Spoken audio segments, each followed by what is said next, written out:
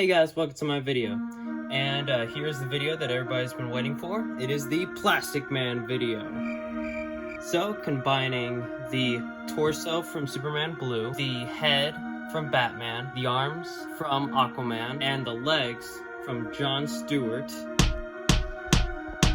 Bam. There he is. I was gonna do a transition with the legs. I put on the legs when I was making the Jon Stewart video, and I cannot take them out. So, here's the figure. I have looked at the figure before making this video, so this isn't much of a first reaction, but I just wanted to show you the figure. So, here's the figure complete. Let's just look over things about the figure. So, his torso is actually this new sculpt. It's using the Blue Beetle / Booster Gold, you know, the ones that they use for most, but it's got new sculpting on it, and it's actually really nice. The torso is actually skin color, but they painted the red. So the red is a slightly off color from the arms, but it's so subtle that it actually doesn't matter. Because sometimes it's so blatantly a different color that you can tell, but it is painted and it looks nice. So he's got his classic belt.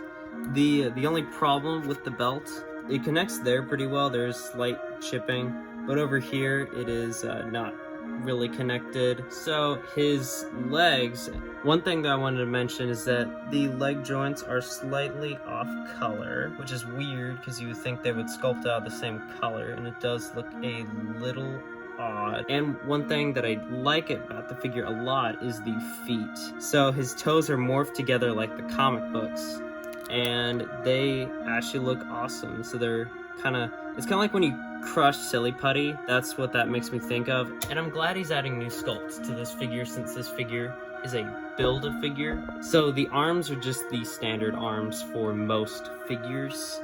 The head is a new sculpt, and it's pretty nice. My only problems is that the teeth are painted individually. I feel like it looks a little weird. I think if they painted the entire inside of the mouth white, I think that would look a lot nicer. But overall, I do really like the sculpt of Eel O'Brien. The goggles look really nice. I like the squares, but there is a slight chip right there in the middle. The good thing is the neck joints are really easily removable, which I'm glad of. The only problem that leads to is that there's a clear gap right there. But this isn't all that the figure has. The figure does have extra arms. Like he has 2 stretchy arms and a stretchy head. So I'll show you what one of the stretchy arms looks like. I had to stretch it out. There we go. That is one of the stretchy arms, and the other one looks like this, and it wraps around. So here he is with his goofy arms, and I love this. Oh wait, I forgot his neck. Hold on, let me just pull on it. There we go. And there he is with his stretched out limbs, and I love this.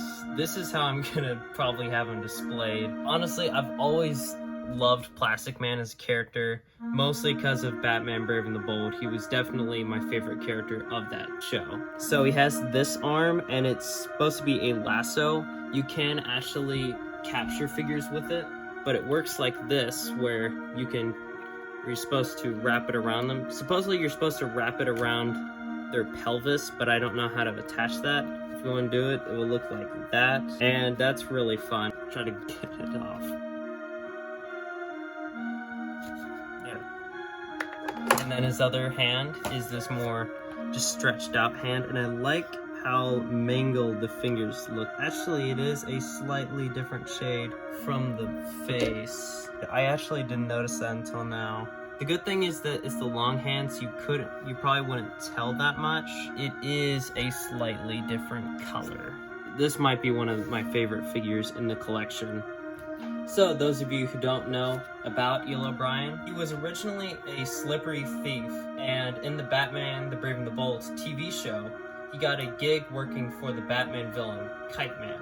Their plans were foiled by the Dark Knight, and O'Brien tried to flee the scene with some cash, but was stopped by a batarang. The projectile struck O'Brien, and he fell into a vat of chemicals. He was rescued by Batman, but the chemicals changed his body structure forever. The chemical bath gave him the powers and properties of Silly Putty, which is why he looks like that.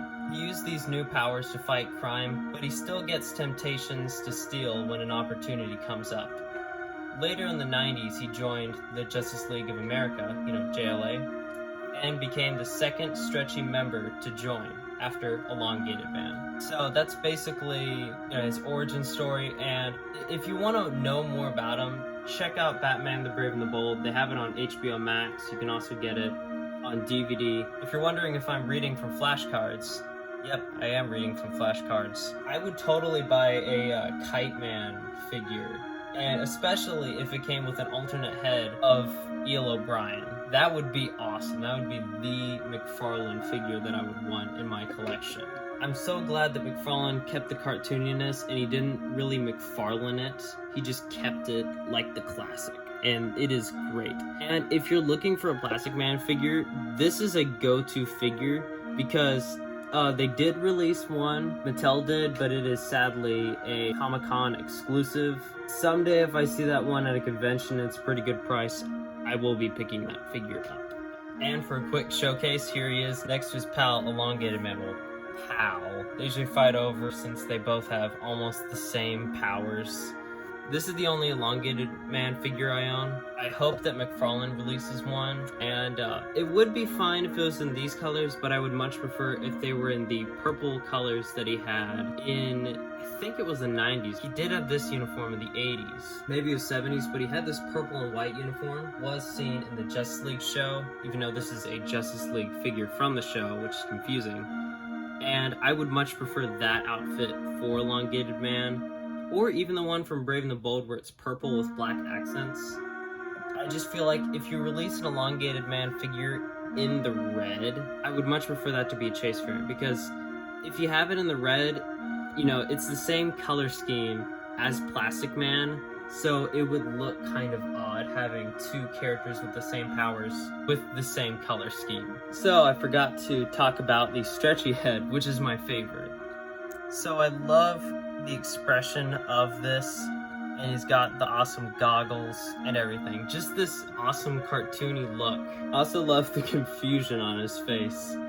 And here is Plastic Man with the almost completed Justice League. All the Justice League members that I own in my collection. Actually, I might get Blue Beetle. I don't know how I'm gonna fit him in there. Let's just put him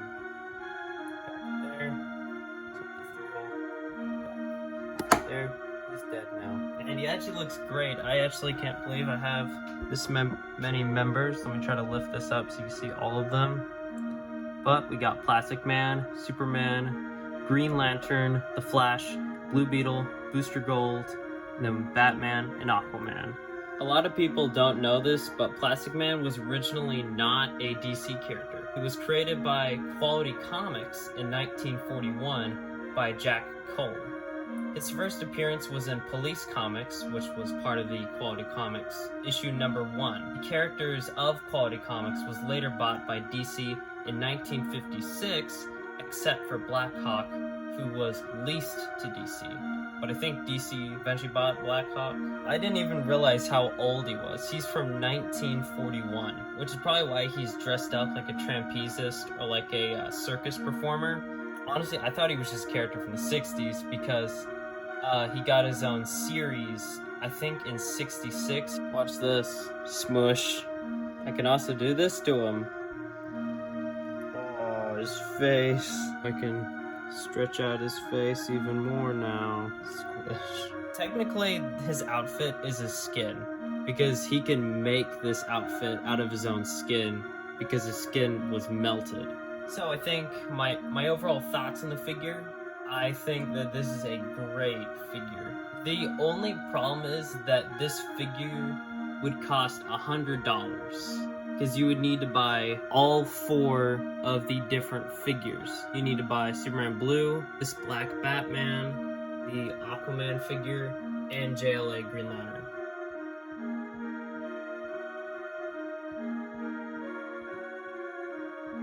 So this figure, would cost around $100. And that it also depends if you have inflation or if you live in Canada. If you live in Canada, it would probably be a lot more than that. Is it worth $100? maybe. It's definitely a great figure. And I think if I just paid $100 to get this figure alone, I might be a little disappointed, because there are a lot of problems with the figure, like how the teeth are painted individually and look odd, but well, just little things. I think this figure is overall a great figure. And if you're willing to pay $100 to get the whole wave, I think that it's worth it building this Build-A-Figure. I wish he had more stuff, like maybe stretchy legs or a stretchy torso, but knowing McFarlane, that would just mean that the wave would have even more figures instead of some figures come with some stuff. And one little nitpick is that the figure does not come with a trading card. I know it's a Build-A-Figure, but I wish that since Aquaman only came with the arms, I wish that Aquaman came with a trading card, and that Jon Stewart would come with a special Plastic Man stand with Plastic Man's logo on it. I think that would be really cool. I hope McFarlane does that in the future. He's probably not watching this video, but if he is, that would be cool to incorporate something like that. I think overall, I will give this figure a solid 8.5, maybe a 9. There is a few problems with it, and the biggest thing is the gap. This is a great figure, and it's definitely one of my favorite McFarlane figures that I've gotten. And plus, the wave actually has pretty good figures. I think that the best figure out of the wave is probably the Aquaman. That's my favorite figure of the wave. My least favorite figure of the wave is probably Superman Blue.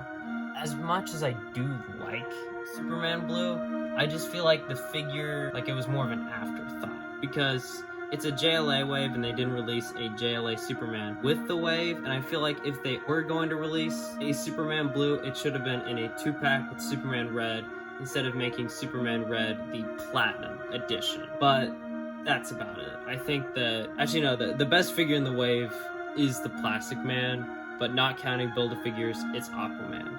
But to be honest, the Batman is a great recolor, and Jon Stewart overall has really good stuff. My only problem is that he doesn't come with a lantern. So, thank you all for watching. Leave a like on the video if you liked it. Leave a comment down below about what you liked about the video or any recommendations. Make sure to subscribe if you like this type of content. Again, thank you all for watching, and have a nice day. Bye.